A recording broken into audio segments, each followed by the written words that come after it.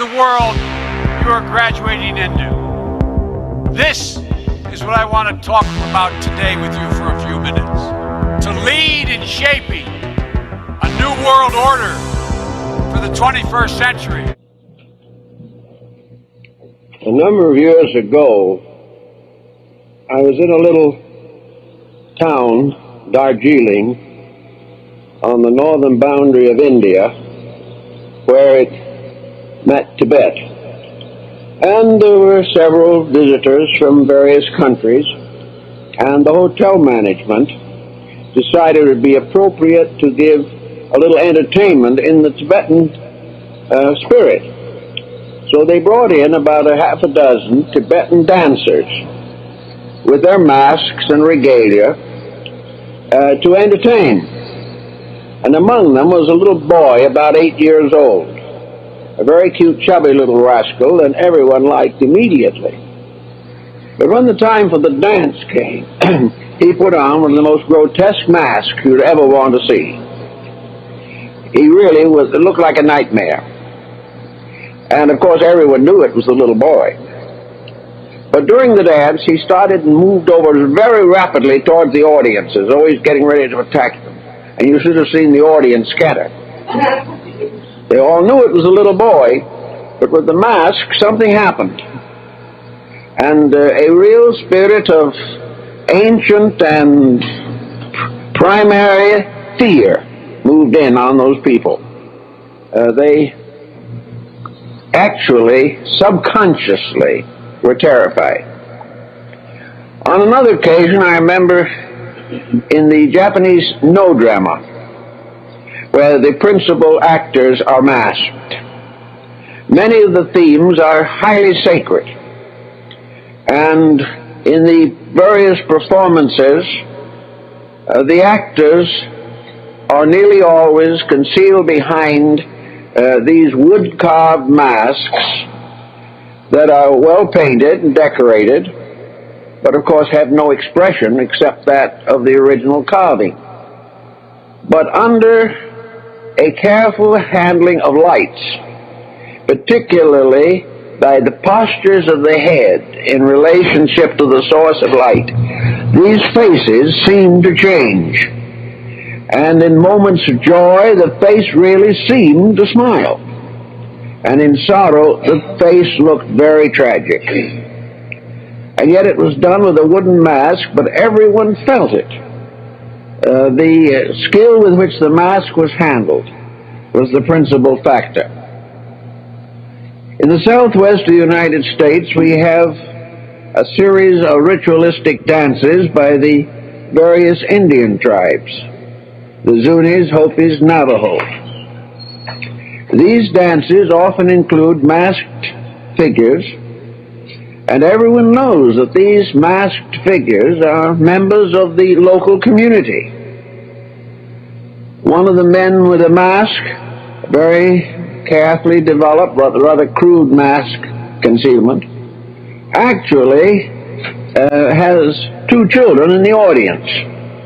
They all know that it's father, but when he dances toward them with a sacred pollen, they kneel instinctively as though he was a god.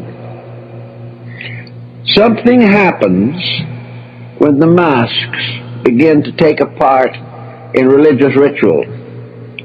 Masks were used in Egypt, we know, in the temple mysteries. And even today, the various carvings and manuscripts of Egyptian origin show human beings with the masks of birds and animals. The Greeks used masks in their theater also.